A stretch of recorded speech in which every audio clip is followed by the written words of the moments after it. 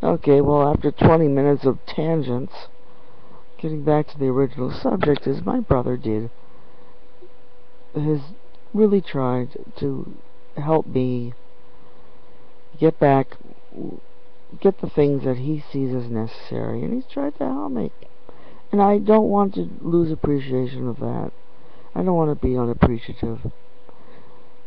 But sometimes, and I think even lately it's even more, I think lately now that I've got a lot of the things that he thought I needed to have and get to make my life easier, now I've got them.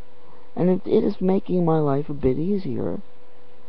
And I'm starting not to need help from him. I'm getting to the point where the only thing really he has that I don't have at this point is a fucking driver's license. At this point, the only fucking thing my brother has that I don't have is a fucking driver's license, which I never did have. And I'm getting closer to the point where I will, in fact, eventually get one. Because the reason I didn't get a driver's license was that I made up my mind at the age of 16 or 17 that I didn't want to drive a car as long as cars were polluting by using gas combustion engines. And I wanted to put off ever trying to have a car until such time that cars would not be polluting. And we knew. I mean, it wasn't a question of if, it was a question of when. Because we have known that the world's oil supplies are finite. And that at the rate that we were burning up the gasoline, the petroleum in the Earth's reserves, that it was going to run out within my lifetime. We knew this. From the time when I was 14, we knew this. That's almost 40 years ago. When I was 14, they were saying, well, the scientists were saying the amount of oil reserves left in the world, on the Earth, will last us at current rates of acceleration, will last us about another 40 years, and that's about it.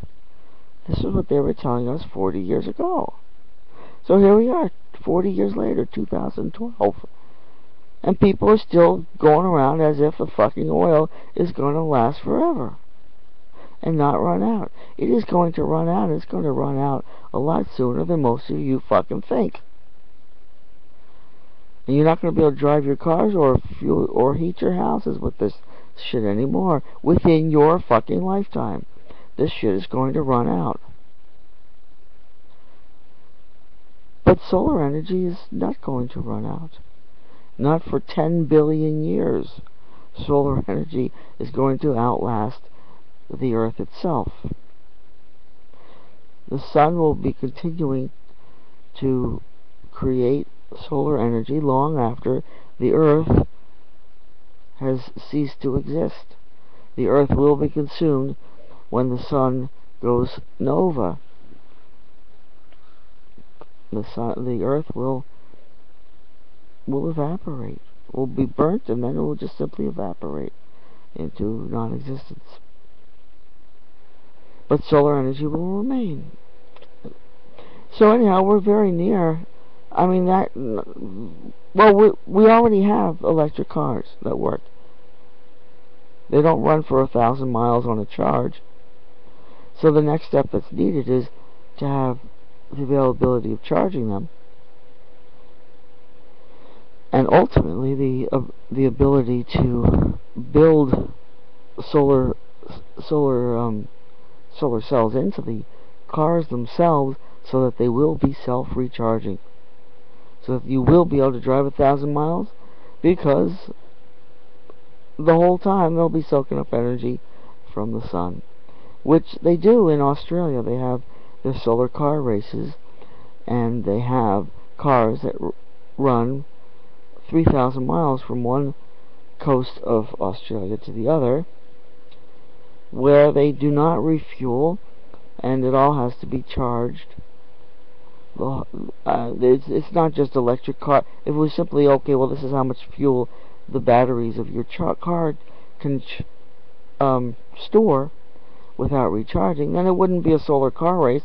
It would simply be an electric car race across Australia to people to be challenged to see whether their electrical car can run 1,000 miles on a charge.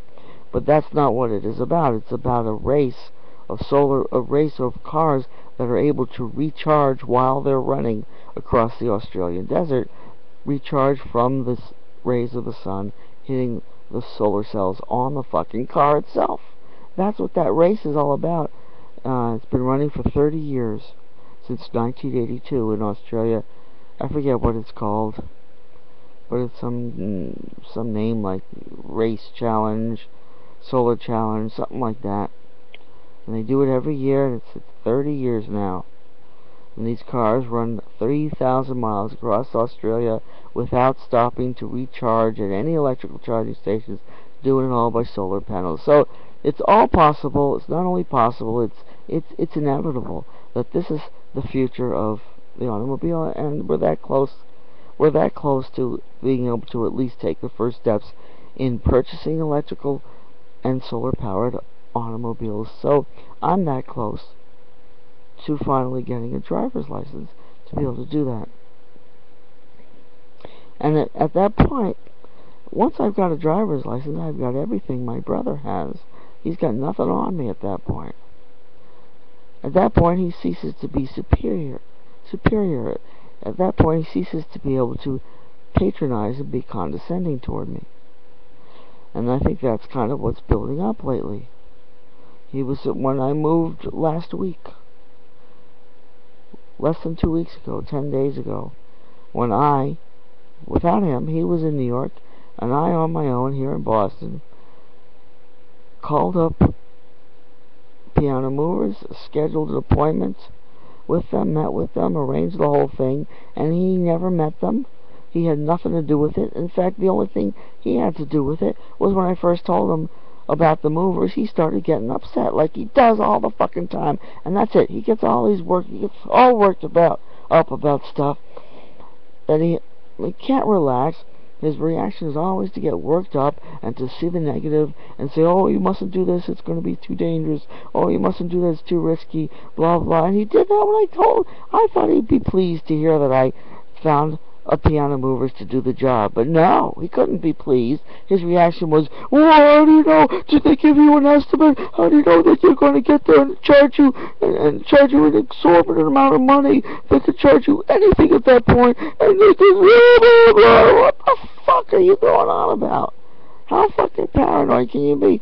I did it without his help and his contribution. I thought he'd be pleased to hear that I found him movers, but instead, no, he's got to take this negative, paranoid attitude. He can always find some way to turn anything into a negative. Anything positive, he can find some negative way to look at it, to turn it over and say, oh, look at this. What if there's something bad? Someone will be part of what if it all goes wrong? And then, a week later, I had done the whole thing.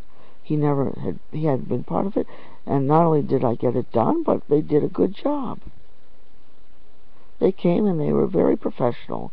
They were probably they could very well have been about the best available movers. The best, that if you actually had a rating, these would possibly be the guys that would be right at the top of the list. And he was a little surprised that I managed to actually accomplish something on my own without his intervention and help. And I think it's made him a little bit feeling resentful or inadequate or useless. He's starting to realize that I'm not an imbecile and that I'm not an incompetent. And that takes away the edge, the advantage that he has been able to feel. This advantage that he can be patronizing and condescending and have this superior attitude. Suddenly he realizes suddenly it's coming over him, not probably consciously, but it is subconsciously starting to hit him that he doesn't have that much justification for really feeling superior to his baby brother. And then I'm not a baby. Although he remembers me being a baby, I'm a fucking middle-aged man, and I should be able to make my own decisions and handle my own affairs.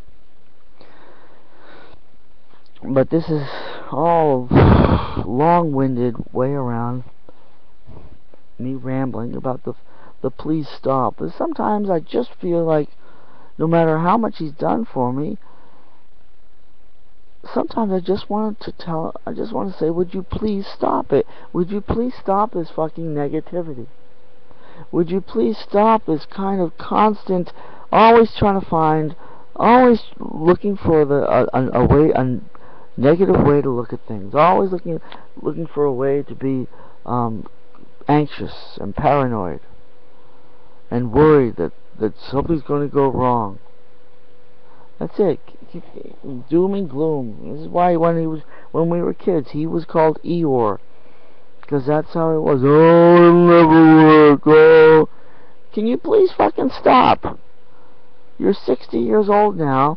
You don't have to continue being Eeyore just because half a century ago, that's how you were when you were a kid. Can you fucking stop? Can you fucking take control of your own life and please stop this bullshit? But people's attitude is no, I've got this lifelong behavior that's ingrained and I cannot do anything to change my ways. Well, I don't agree with that. I say that's bullshit, and I say the first step to stopping and to changing your ways is in deciding that you want to.